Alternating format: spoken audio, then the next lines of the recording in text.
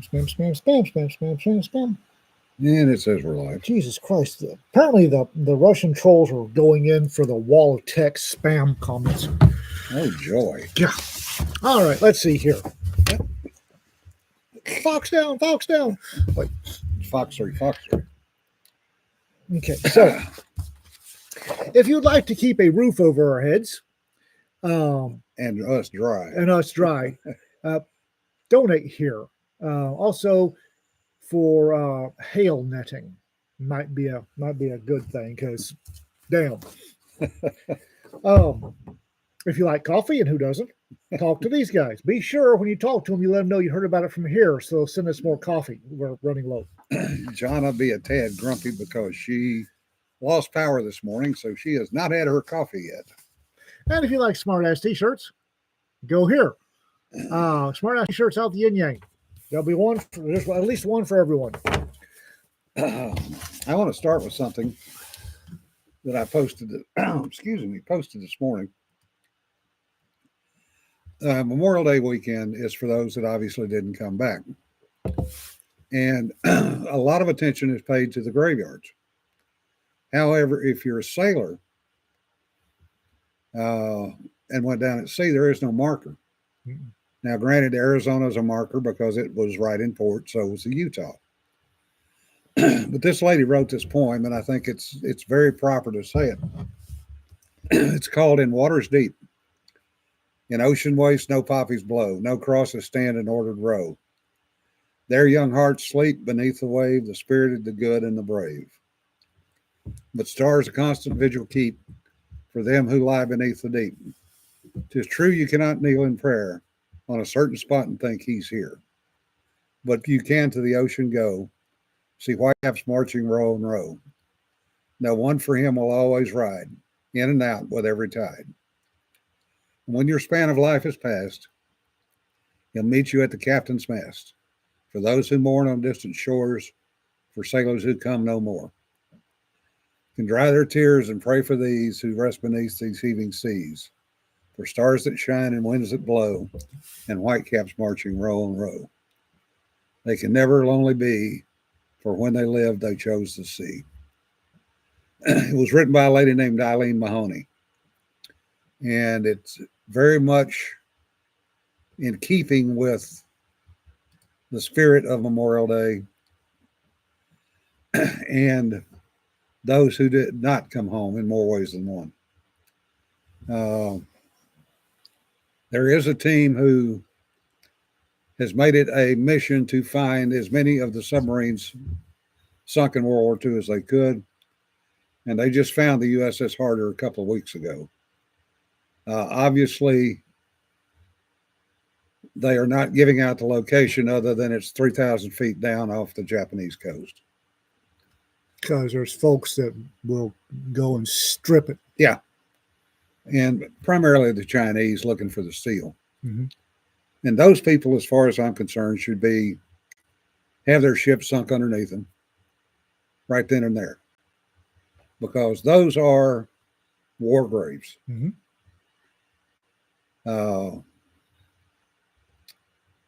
The parasites, the jackals that strip those vessels of the steel.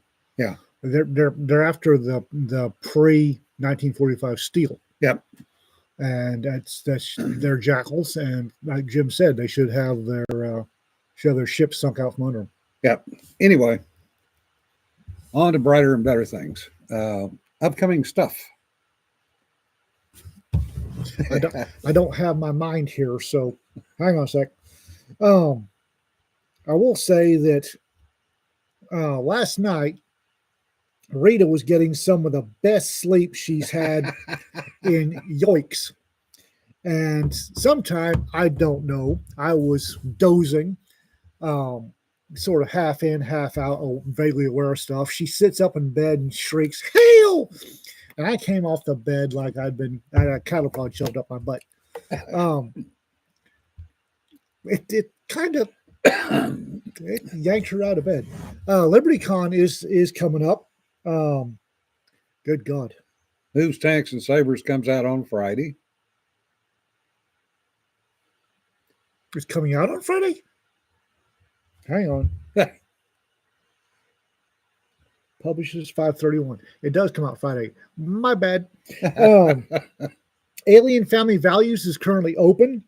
It'll close. It is not open.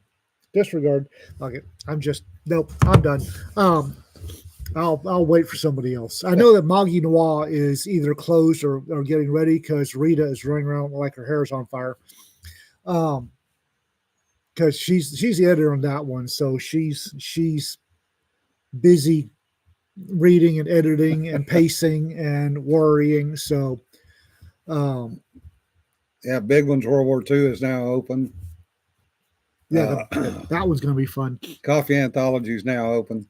If you're a military nerd, just a general hip military nerd, the World War II, the big ones, alternate history of World War II, will have some. There's going to be at least one Easter egg in there for the military nerds. Yeah, Sir Brass, we can do a Liberty Con get together.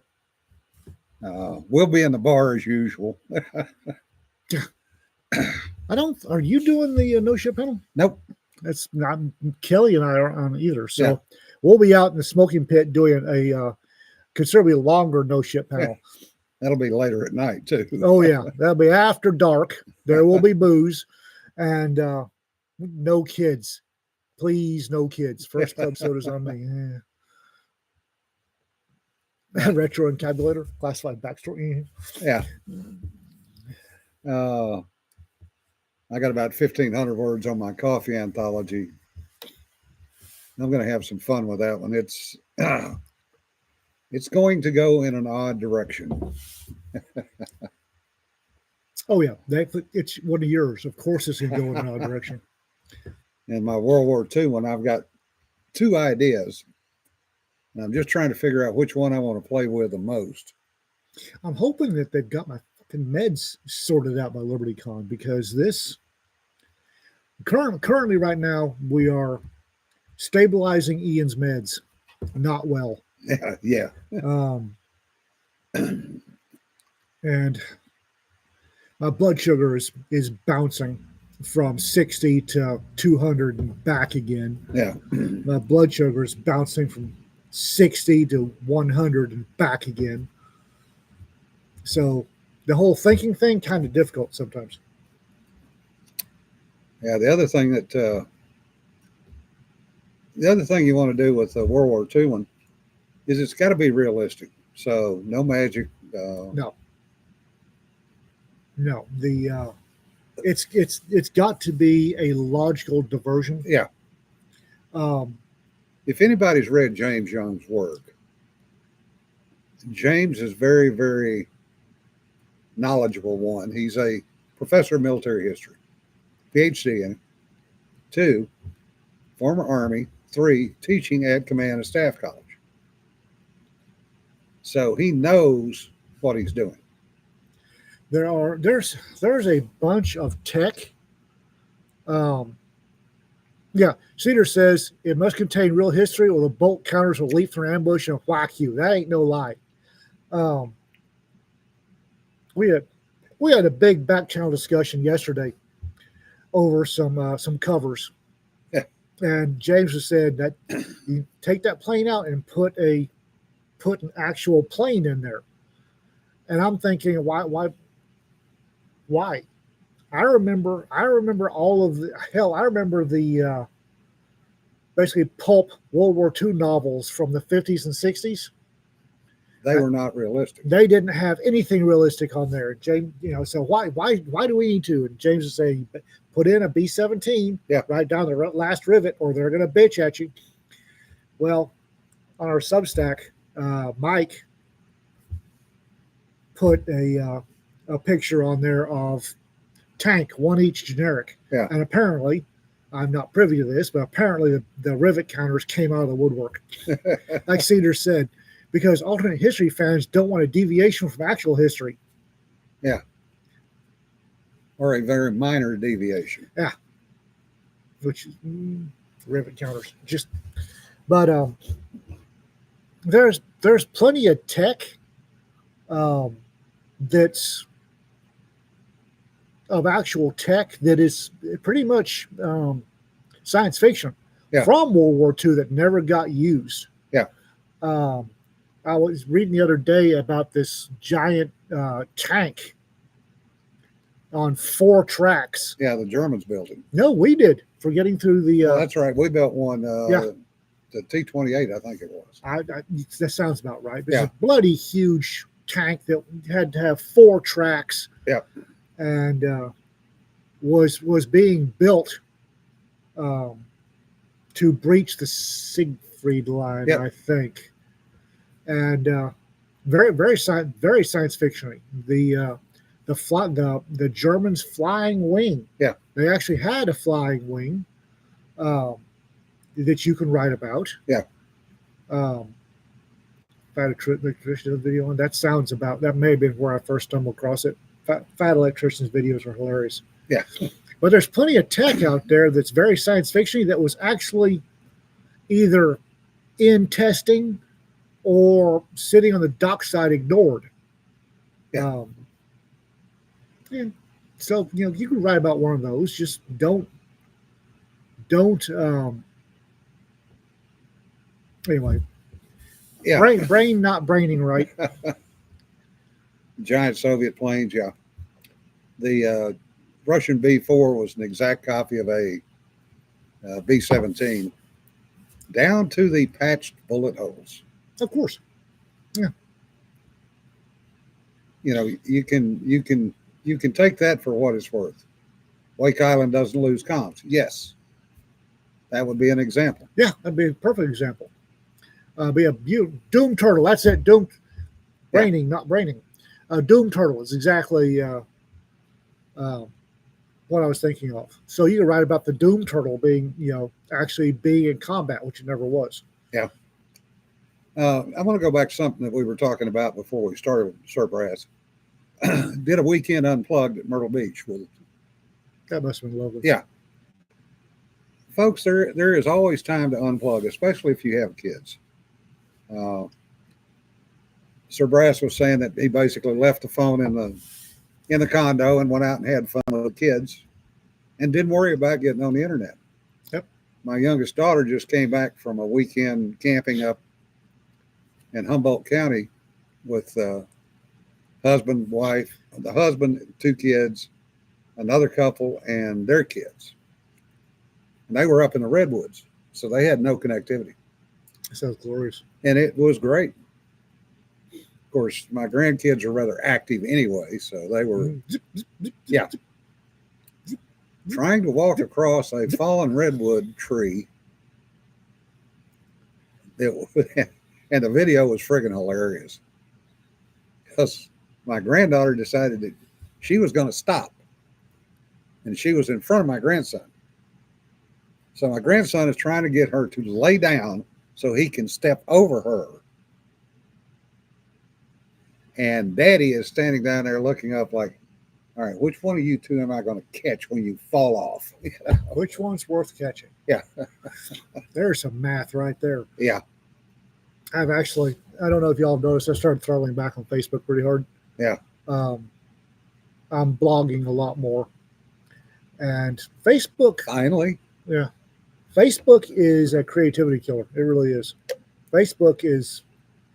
Oh, I know what I was going to bitch about. Oh. So, the computer on our server here at the shop, the search engine defaults to Bing, which is apparently a Microsoft product. And Bing has an AI-enabled helper called, I think, Copilot. Well, I was, as one does, I was thinking around and asking the Copilot various questions about Law Dog and other stuff. And one of the responses was Law Dog was the author of two books that named the Law Dog Files and the Africa Files.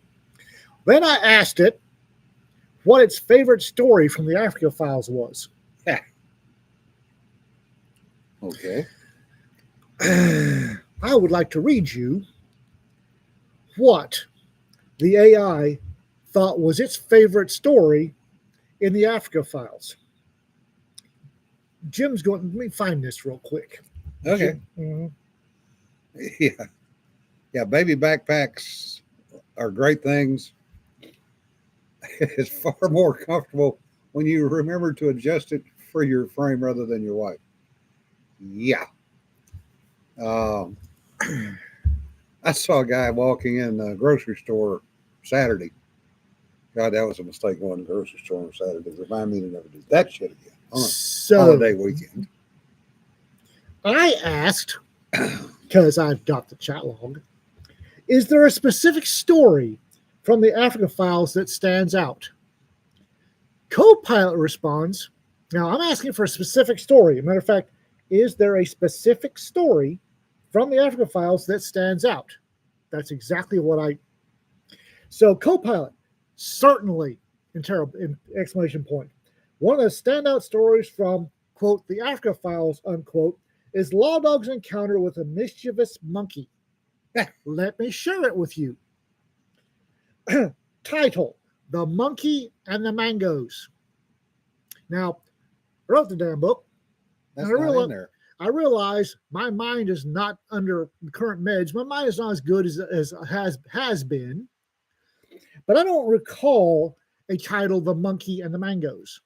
So, somewhat interested, I started to read. In the heart of West Africa, where the sun painted the landscape in warm hues, young Law Dog found himself in a delightful predicament. I've never referred to myself as young Law Dog ever. Delightful predicament. Monkeys was in the title. I doubt that any predicament was delightful, but I digress. His family lived in a modest house. You got modest? Wow. Surrounded by lush greenery. It was the jungle. Lush is irrelevant. And their backyard was a haven for all sorts of creatures. Obviously, hasn't read the book because I state quite clearly the little bastards buggered off to Buffalo. We had to dig traps to catch them. One sunny afternoon, Law Dog noticed a cheeky monkey perched on the mango tree near their home. We had guavas, we didn't have mangoes. The monkey's eyes sparkled with mischief. That's called evil. And its tail swayed like a pendulum, which is where you grab it when you hammer throw the little bastard into the swamp.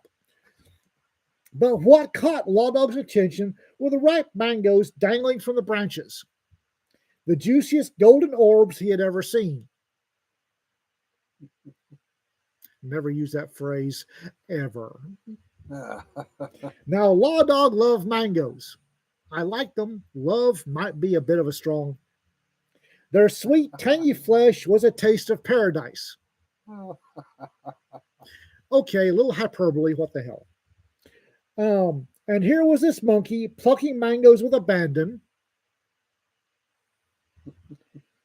stuffing his cheeks like a tiny, furry glutton. Like? They're all tiny, furry gluttons. Law Dog decided he wanted a mango too. He approached the tree, his eyes fixed on the ripest fruit. Seriously? But the monkey wasn't about to share. I don't care. They're monkeys. They don't share. That's why God invented det cord, and napalm. It chattered at him, showing off its impressive collection of stolen mangoes. Fire in the hole, fire in the hole, fire in the hole. Undeterred, Law Dog reached for a mango. The monkey screeched, baring its teeth, and that is one dead monkey. End of story. No, wait, it has more.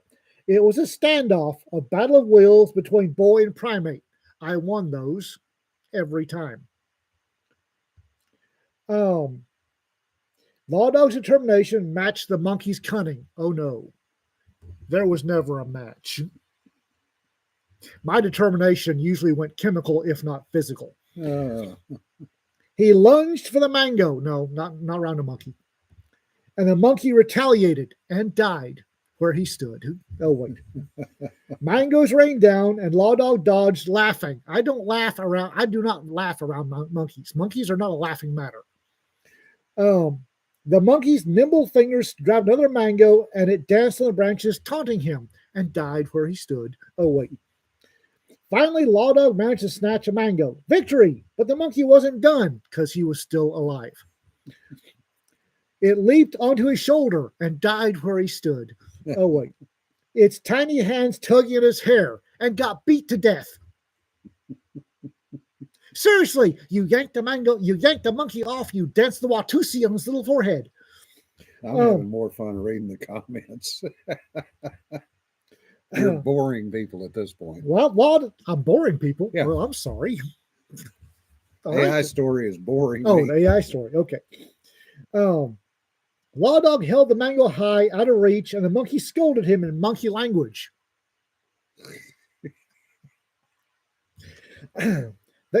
They sat there, a boy and a monkey, both hungry for mangoes. No, we didn't. No.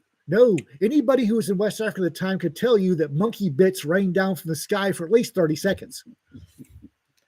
The sun dipped lower, casting. You mean I had to wait for the sun to go down? I have never been around a monkey that long in my life that didn't unask the AO. Law Dog's laughter echoed through the mango-scented air. Seriously. In the end, they struck a deal. Yeah, the monkey died. Law Dog shared half the mango with a monkey.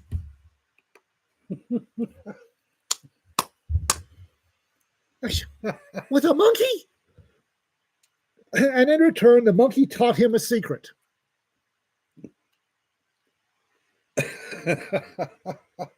How to climb a tree without getting scratched by thorns. I had to learn that from a monkey.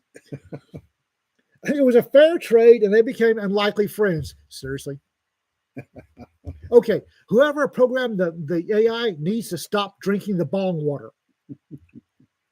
From that day on, Law Dog would occasionally find the monkey waiting for him by the mango tree, fire in the hole. They'd share stories. The boy with his dreams of adventure, the monkey with his misadventures among the branches. And 99 Ways to Die.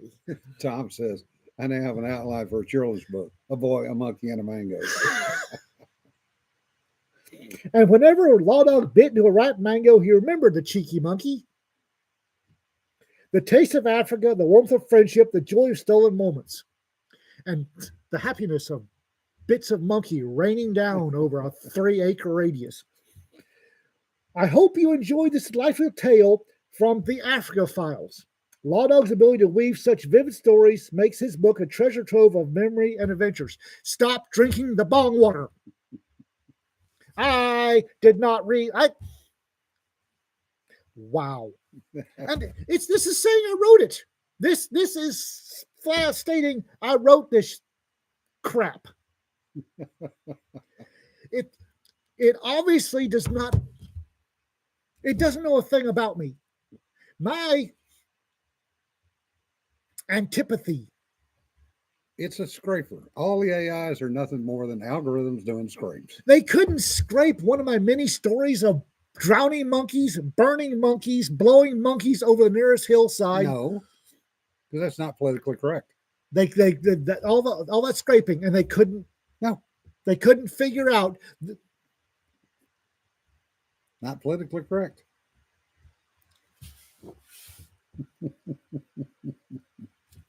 I have waxed eloquent about wanting to build a Monkey Eater 3000. Yeah.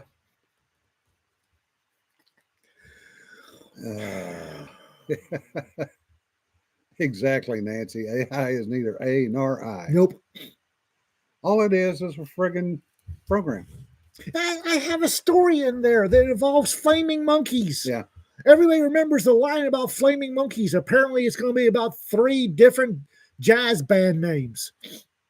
And as Cedar says, LLMs are only as good as the programming they're taught. And the scrape. Oh, Padre. They scraped Reddit for pizza sauce that contains glue to hold it on the dough. You got to be shitting. Tom Romey, instructions unclear. Monkey caught in ceiling fan. Please advise. Advise is monkey. Apparently, instructions were very clear because that's where the monkey belongs. Yeah, Rick. It's also a statistical analysis word frequency use. It's basically an algorithm. That's all it is, and it's not learning anything from that. Flaming Monkeys open for freebasing Lutefisk.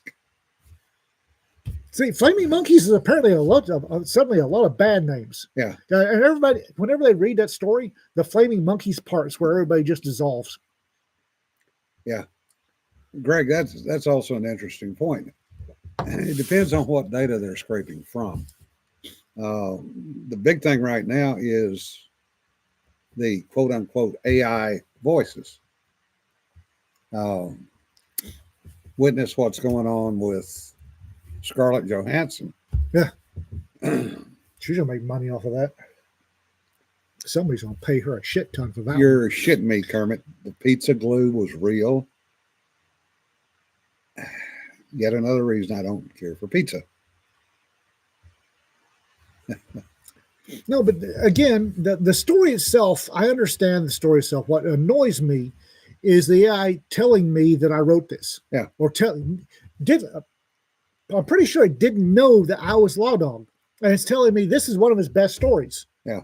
And I have never, anybody that knows me, the story, the way it's put together is crap. The craft in that is crap. But two, the subject matter. Cheeky monkeys? Yeah. Cheeky monkeys is when you blow their little butts halfway across town. That's a cheeky monkey. Look, monkey cheek. Yeah. Rest the monkey. Yeah. Yeah, they paid Reddit. You know, I don't know how many people on here will admit to going on Reddit. I've occasionally done it. I like 4chan better myself because it's vicious. It's vicious, and people are actually doing things there. I wrote the Great Emu War. Yeah. What? What do you mean I wrote the...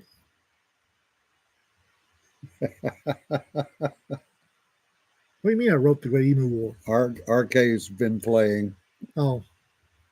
So she found another one you wrote. I did the same Bing search, and that's what I got. Yeah. I wrote the Great... Wow. But I don't mind AI. I really don't. We use AI, partially AI generated covers. Cedar, bless her heart, uses AI like Mozart used a piano. And it's for her, it's a tool. And she wields it like an artist. Yeah. So I'll freely admit that, people go, your covers are AI. No shit. That's how we turn them out so quick. But Cedar also, she has her own touches in there. And I don't mind AI. If I minded AI, we wouldn't be doing the covers or the interior illustrations. It's a tool. What pisses me off is it telling this unknown soul that I wrote a story that, one, the craftsmanship is shit, and two, it's people who don't know me might think I like monkeys. I don't. People, trust me, I do not like monkeys. Yeah, Greg, I'm aware of what NGA does.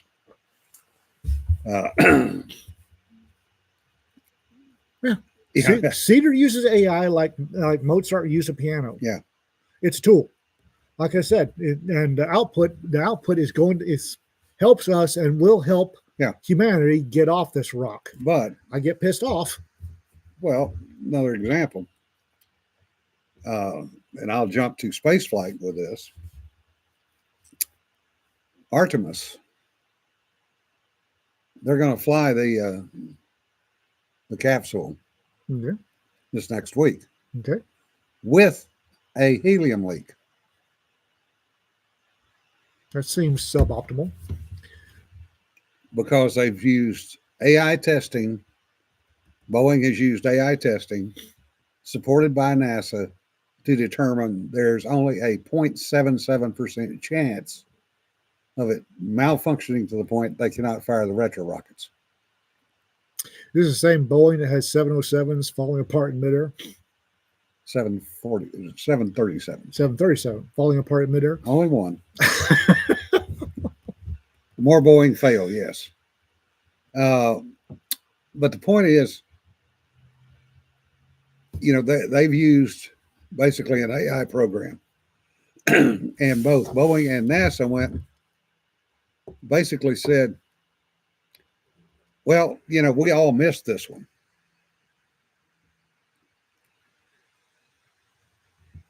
Back in Mercury, Gemini, and Apollo, everything was done with elegant math on slipsticks. Slide rules, slipsticks, same thing.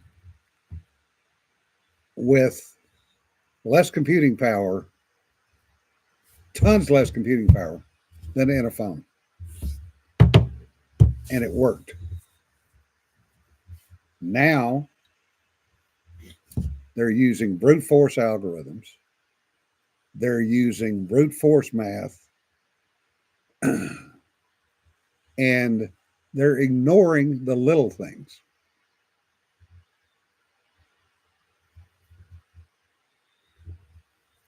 You can put all the safety SMEs and engineers you want in there, but if they're depending on AI and algorithms to run the checks, things are going to fail.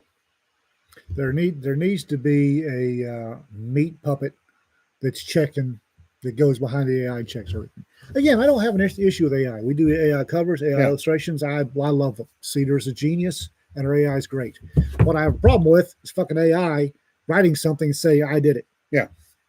Well, let me ask you this. Would you go up in Boeing spacecraft? I wouldn't fly in a Boeing airplane right now. Would you fly on Musk spacecraft? Yeah. Yeah. Because he uses real people. Yeah. Well, Rick, I agree if they had used an expert system to get the edge cases, it would have worked. They didn't, because there is no such expert system at that level. It's not a Boeing in-house build. It is a team build, and you and I both know how well those work, i.e., they fucking don't. Historically, I understand the SpaceX, and I thoroughly approve of their drive it till it explodes, figure out what's wrong, drive it till it explodes, figure out what's wrong. Yeah. This is an elegant and very workable. This is the way things are done. Yeah. The drive it till it explodes, and then when you've driven it several times and it hasn't exploded, let's start putting people on it. That makes sense to me. So yeah, SpaceX, sure, I would, because I understand the way they're doing things. They're driving it till it explodes and fixing what went wrong. I'm not real big fan of we're going to test it in an AI till it explodes, but not in real life. Yeah. I don't think Well, that's a lesson learned from World War II. If you remember when I was talking about the Mark 18 torpedoes, they never fired live war shots in testing because they didn't have enough. Right. I remember back in the 90s with the first Mars lander, they actually built two of them, complete identical units, and they brought one to JPL and literally did a shake and bake on a multi-million-dollar piece of hardware, one of two in existence, until it fell apart. And sitting in the bar in Fullerton, California, listening to the engineer crying because they were destroying his toy. That's what you do. Yeah. And the principal investigator saying, yes, I understand we spent $2 million, they're destroying it, but it has to be done to make sure it will fly. That's not what they've done with Artemis. I mean, you look at the problems. They've flown it 3 times, 4 times, I think. Every time they've flown it, they found something else wrong. That's what happens. One time was the friggin' parachutes. Oh, that's suboptimal. Yeah. It's Yeah, Rick. That's exactly what they did. We're going to see how well you built it to destruction. Did you get paid to build it? Get on board. Yeah. We're testing it. Get in. McDonnell Douglas did that with the first F-18s. They sent one up to Warminster, and they put it on the shake and bake table. And it was up there for 6 months, getting dropped every day, multiple times a day. I mean, you literally walk through the hangar and you hear this, reek-dung, reek-dung, reek-dung. Greatest day ever was when that son of a bitch finally broke and the wings fell off. And everybody in the plant went, yes, finally.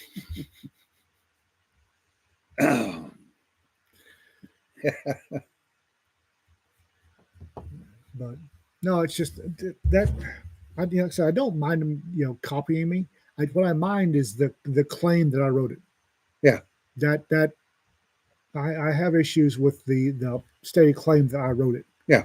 That's not cool. Yeah. Yeah, the part of the decision. Yeah, as Peter says often when we have discussions, in the South African military, that's the way it worked in R&D.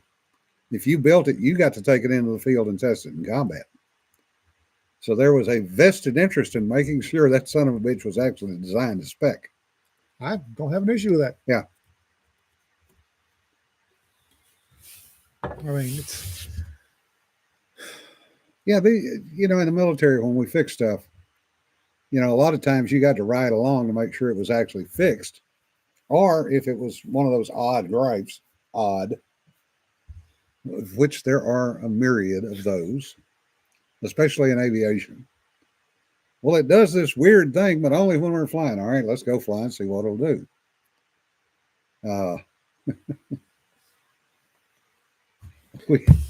We had an airplane in the squadron that had mid-aired with a C-130 cutting 8.5 feet off the left wingtip.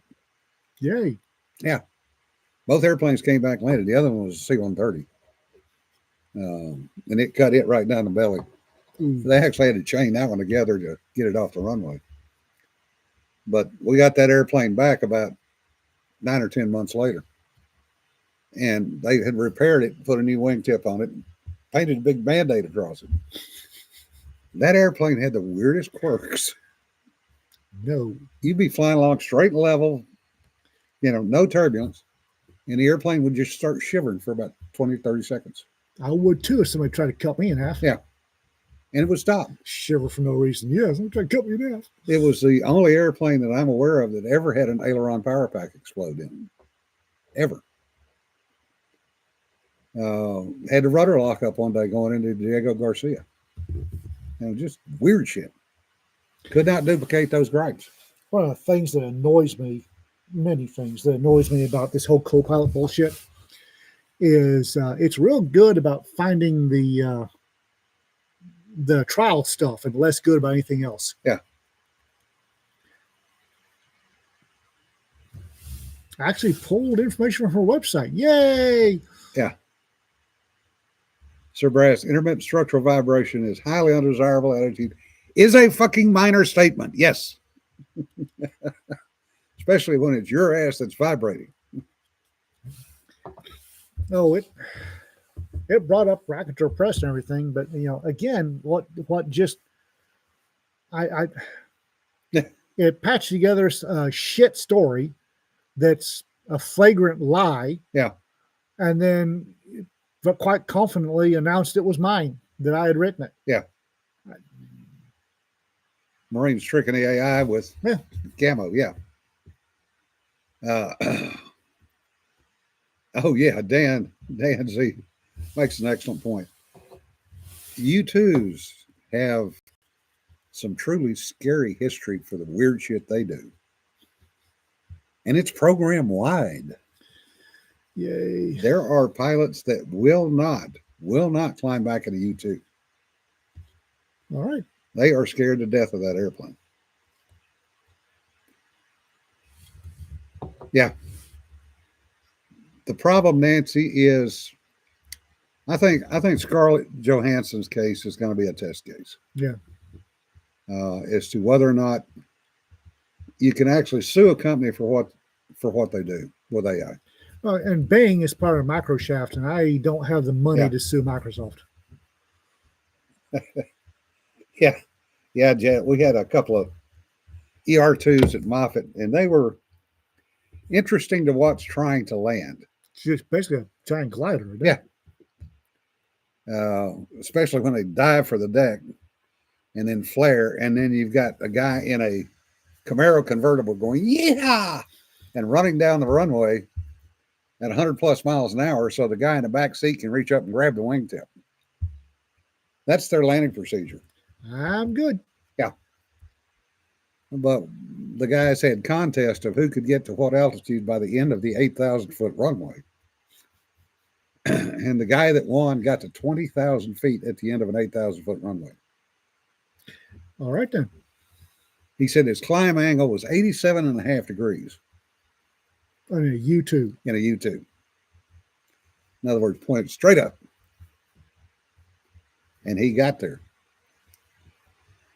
And then San Francisco said, all right, enough of that shit. Knock that crap off. Yeah. Because they were climbing through everybody else's airspace. Like you do. Yeah. Hey, when you say unrestricted climb to a military pilot, They're they're going to unrestricted climb. Oh, yeah, the wing stayed on it fine, Jesse. It's like Rita's working at a local airport now. I was out there and there was a Diamond Air.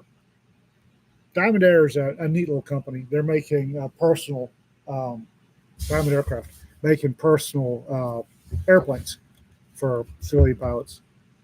And one of them came in, and you can tell that the original design for that Diamond was a glider. Yeah, because it hit ground effect.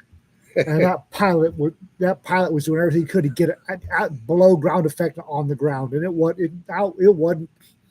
Yeah. Nope. It likes ground effect, and I was watching him doing this. Yeah. Just watch him go by. How do you do a touch and go when you can't touch? Yeah. And Dan says, when I was at Beale, we had one you to ignore all pilot input and do a barrel roll. Whee! I think I've heard that story. And yes, I will guarantee you the pilot flight suit was brown afterwards if it wasn't before. If I have a plane do a barrel roll on me when I didn't want it to, I'm probably going to get out of it and walk away. Well, if you flew in World War II in any of the recip engine airplanes, they would do that. They had so much power. They would the P factor would actually roll the airframe around the engine when you cob the power to it. Nope. Yeah.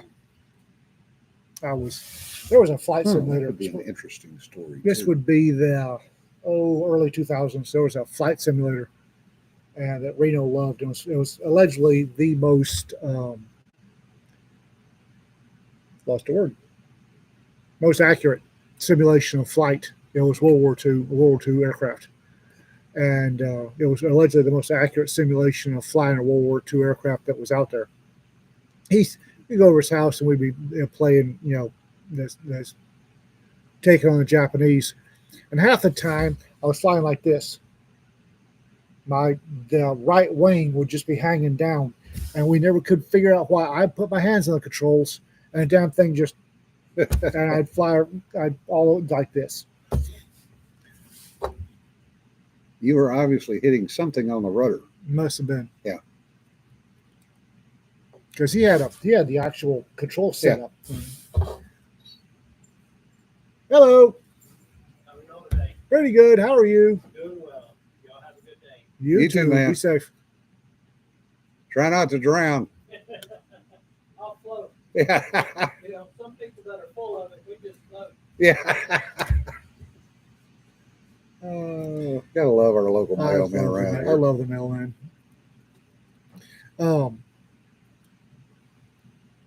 Let's see here. Is there anything cheerful we can do other than Chat GPT pissed me off? Is there anything cheerful we can talk about? Oh yeah. Cedar's husband had a successful surgery. Yes. See the good news for Mr. Cedar.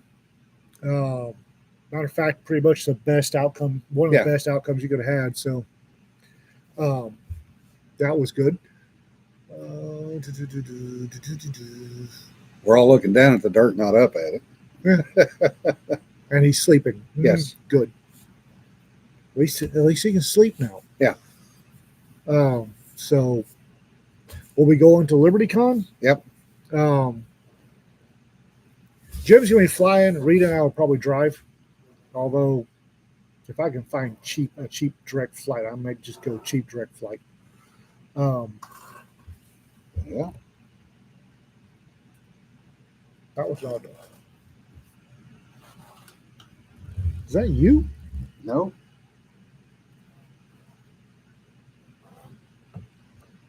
That is odd. I wonder if they're weed whacking the. They may be. All of a sudden, we had this strange noise. Sounds like a warthog in the distance going. Yeah. "Mrr." So the LibertyCon, I'm hoping busy. I've got a busy friggin' schedule. I'm Yeah. hoping to block in a couple hours Saturday night to just sit out back on the patio with Kelly. Yeah. And see how many people we can run off.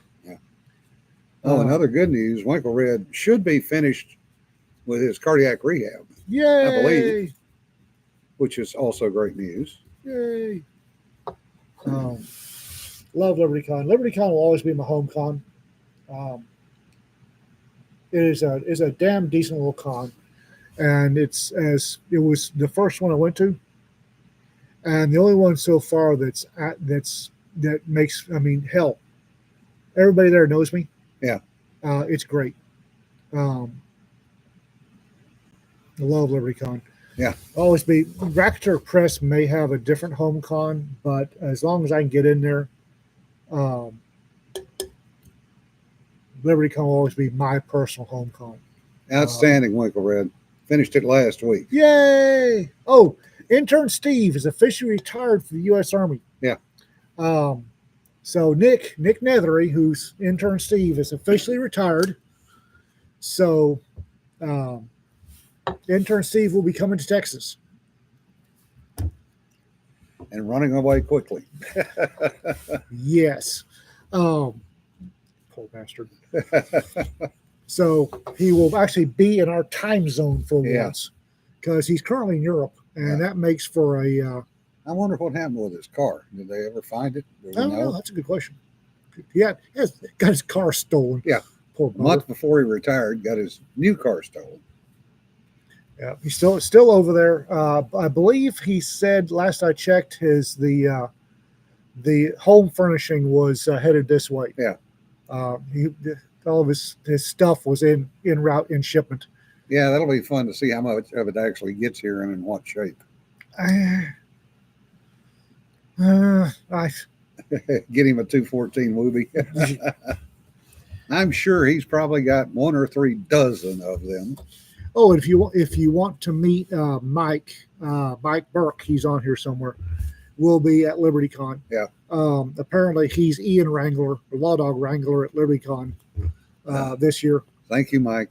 I'm tired of doing that shit. Cuts into my drinking time. Poor Mike, he has no idea. That jerk. Well, what was hilarious was when you got stuck wrangling Sarah. Oh Lord, Sarah Hoyt. I love her, but good God, it's With him trying to wrangle her. Pot versus kettle. and then last year, Rita was going to make sure I got where I needed to go, and we couldn't find Rita. Yeah, that's true. She had wandered off with the girls. she was talking to people that she had no idea who they were, and couldn't figure out why people were just. Yeah. Because here's my little Rita talking to John, sitting down talking to John Ringo. Yeah.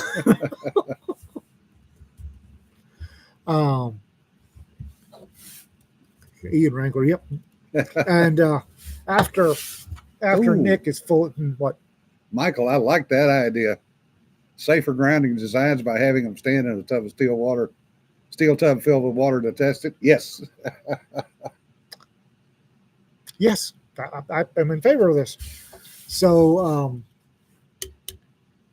starting August, September ish, maybe October, I'll actually have two Ian Wranglers. Nick will be Nick and Mike will get to tag team on making sure that turn away from the pretty lights.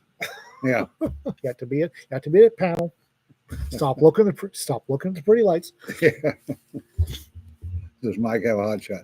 No, but we can get him one. Get one that's been dialed up a few notches. Last year, Jonna was wrangling Ian. For the most part, LibertyCon finally figured out that Jonna has skills and got her. She's managing the creativity room, sewing room. Yeah. A room there where you get to go do stuff, and she's the eyebrow in charge. Yeah. Well, speaking of hot shots, did you see that video of the guy that was not? He was poking them in a hauler. And he's going, shit, I don't think this thing's working. So he taps his buddy. Taps his buddy. Son of a bitch, drops him on the ground. Yeah. They got cattle in a chute. He's tapping them and they're not moving. Yeah. This he looks at it a couple times, then taps his buddy on the butt, and buddy falls down. He goes, guess it's working. Poke, poke, poke. Yes. Fun things that people do out here. Nick will probably not be here for Imaginarium. Mike will. He's Craft room. That's it, Richard. Thank you. Craft room. We're going to give Nick time to settle in before crack. But next con season, he's going to be busy. Only proper use of 6 D cell batteries. Yeah, that's one use of. A Maglite. Yeah, The 4 cell mag A light. 6 cell Maglite, 6 or 7 cell Maglite. 6 D cells in Maglite will get people's attention. Hell, a 4 cell will get people's attention, Whack! especially when you fill a butt with lead. Point. Here, I'm not going to say which the police department it was, but they actually had a pipe. Amarillo PD. It might have been one of them. Had a pipe that would fit a D cell mag light. The old Amarillo PD police headquarters in Amarillo, Texas. That was not the only one, by Yeah, the way. the basement was parking garage, and also where they intook a parking garage. And the corner was a bathroom. Yeah. And sometime during a refit, they took the bathroom out, but they left a pipe. Mm-hmm. And this was back when the cop light was the Kell light. Does anybody remember Kell lights? Yeah. And apparently the outside diameter of the pipe sticking up was the exact inside diameter of a Kell light. So apparently, and I've had multiple people who were cops at the time tell me that you tell in a shift change could be a line of cops at the corner. They'd walk to the corner, take the batteries out of the Kell light, slam the Kell light down the pipe to it, straighten out the bend. bent and the dings and bent, and then put the batteries back in and go check out. Yeah. Wally, at one time they made a 7 D cell Maglite. I got one. It was a thing of beauty. The sheriff made me Wear your ass out carrying that damn thing. ooh, it's 7 D cells. It was a thing of beauty, and the sheriff made me give it up. Yeah. I walked in that thing. He looked at it and went, "Oh hell no! Oh hell no! You no! Take that to your house." It's like, seriously? John Wick, yeah. Have they replaced the Yes, they have replaced the bulbs with LEDs. They did that, Maglites? Yeah. Decades ago. yeah, decades ago. Because I've replaced all of mine. It's a Jonna. Yeah. Oh, she's gonna be pissed. Oh, she's gonna be pissed. No coffee and now condescending misogynistic docs. Oh, lovely. Not a happy Johnny today. Nope. Yeah. Well, Richard says the bulbs weren't worth having in Maglites. At the time when the Maglite was king, they were good lights. Yeah. They were good lights until Surefire came out. Maglites were I mean that was the light. that yeah. was the light. Maglites and the stream lights, the Kel lights were the lights. People don't realize how bad lighting was back then. Yeah. This was the remembering that this was a period that the plastic 2D cell light with the magnetic thing that was also the switch. Yeah. Was that was the pinnacle of lighting technology. Rayovac. That's it, Rayovac. Yeah. And lighting these days, I've got a this little stream light I'm carrying. I had to get a new one, lost the old one. Yeah. Stream light I'm carrying. One AAA lithium battery is better than the 2 or 3 D cell Maglites were back then. Yes, Jesse, you need to do that. Hmm? You're supposed to change the battery spring and fall, just like everything else.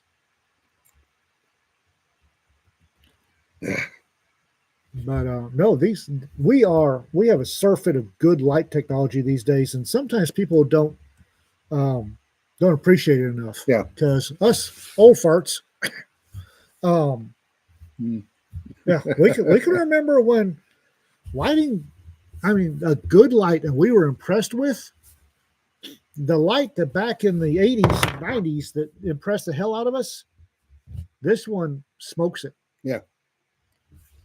Yeah. The other thing, for those of you that wore 511 Vance back in the day, if you ever wondered why that strap across Back in the day. That strap across the back above the right pocket was so your Maglite wouldn't fall out of your pocket. One reason. Yeah. Well, there was a for the longest time, and in some companies still do, for police uniforms. Down the outside right seam, there's a pocket. Yeah. That's the flashlight pocket. Yeah, right. Yeah, which was It's a originally blackjack, the perfect blackjack pocket, Yeah. the sap pocket.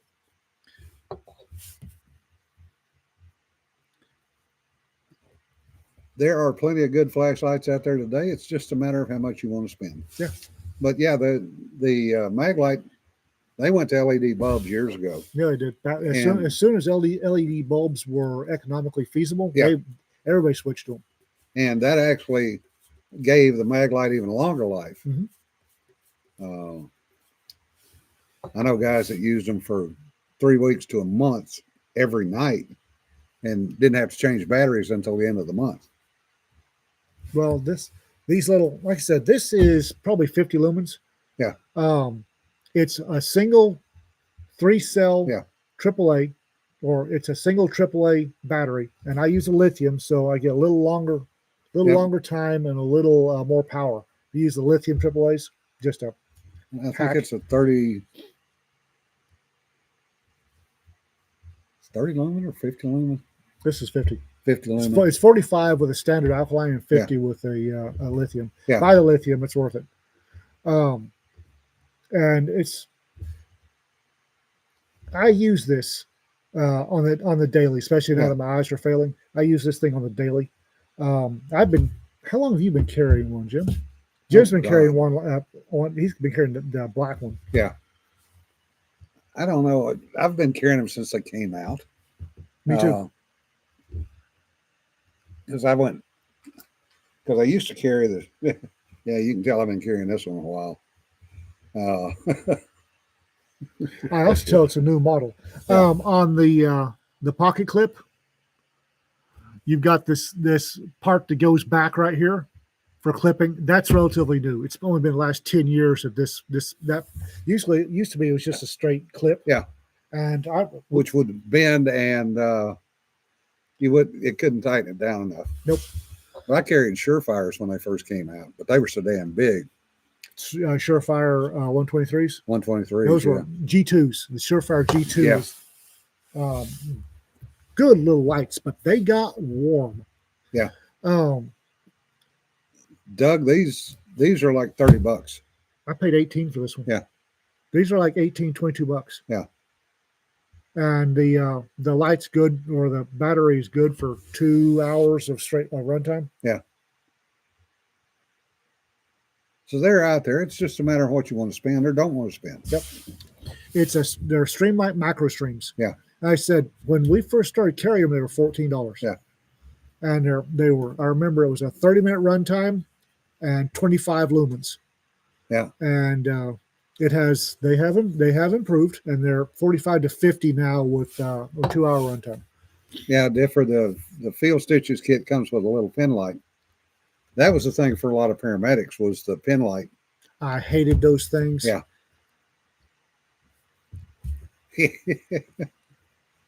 Padre, some of us keep kerosene lanterns just in case. Trust me. It actually, Yeah, Streamlight's definitely less expensive than Surefire. they're both decent kit. Yeah. A whole bunch of friends of mine carry the Surefire Stiletto. Yeah. It's a triangular little doohickey. Puts out between 500 and 1,000 lumens. My issue right now, I don't need that. my issue right now is that is noisy. Yeah. Issue right now is I had a vein in my left eye in the retina crossed another vein and blocked it, and called a retinal vein occlusion. Or macular obstruction, either way. Yeah, it's called retinal vein occlusion. We got that fixed. And then a year later, I started throwing clots. So I've had at least one and probably closer to 3 strokes in this retina. And one of the issues, and my left, where all the issue is my dominant eye. Yeah. And currently, and it'll probably never change. If I overload this eye with light, I've discovered the wonders of the optical migraine. Yeah. It's not painful. It's not painful. But light shuts this eye down. And then for 15, literally, it does not work for 15, 20 minutes. Yeah. And then for about 2 hours, I get these random purple smears up here, and they pulse. And 50 lumens is about my, yeah. If I shine 1,000 lumen light on a wall, I'm going to be useless. So, everybody's, more light, the photon wall, photon barrier. Yeah, but if I can't see afterwards, what the fuck? Yeah, good point, Sean. Modern phone does everything that the entire Radio Shack catalog used to. Mm-hmm. Yeah, and does it cheaper and better. Your modern phone, tricorder. This is the closest thing to a Star Trek tricorder. You can buy something that snaps on the back that makes this a thermal camera. Yeah. You can also buy something that snaps on the back that makes it a monitor. Yeah. A medical monitor. Yeah. My doctor wants me to get one that you put your fingers on the back and the damn thing tells you gives you an EKG reading. Yeah. Flip phone was based on the original track communicator. Yes, it was. I think I read Motorola something. engineers were not dumb. Yeah, they were geeks. Yeah. Motorola engineers also did something that was just slightly illegal back in the day. Well, you do remember that the original Motorola flip phone was the Star Trek, right? Yeah. Yeah. It was also highly illegal at the time, although not many people knew that, because all they had done was port over one of their military communication chips to be the primary chip in the Motorola StarTAC, which is why you either had perfect communication or no communication. And on that note, folks, we've wasted another hour of your time today. Boy, this went in directions. Yeah. Woo! Thanks to all of you. This is what happened when Ian is kind of fuzzy and is groping for subjects to talk about. Yeah, and we've had a couple of days in a row of that. Trekkies became engineers. Yep. Anyway, folks, if you're in the path of the storms today, be safe. And remember, don't sweat the petty stuff. Don't pet the sweaty stuff. We'll see you on Thursday. Y'all be safe. Bye bye. Assuming my head works, we'll see you on Thursday.